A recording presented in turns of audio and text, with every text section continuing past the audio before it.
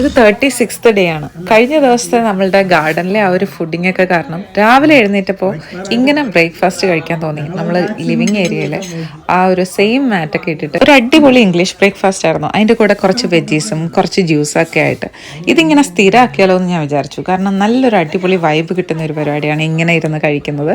ഡയറ്റിനോടൊപ്പം തന്നെ നമ്മൾ നല്ല രീതിയിൽ വെള്ളം കുടിക്കണം. അതുപോലെ നല്ല ഒരു 8 hours എങ്കിലും മിനിമം നമ്മൾ ഉറങ്ങാനും നന്നായിട്ട് ശ്രമിക്കണം എന്നുള്ളതാണ്. ഫ്രൂട്ട്സ് കഴിക്കുമ്പോൾ നമ്മൾ ചില ഫ്രൂട്ട്സിന് വെയിറ്റ് കൂടാനും ചില ഫ്രൂട്ട്സ് കഴിക്കുമ്പോൾ വെയിറ്റ് കുറയാനും ഉള്ള രീതിയിലുണ്ട്.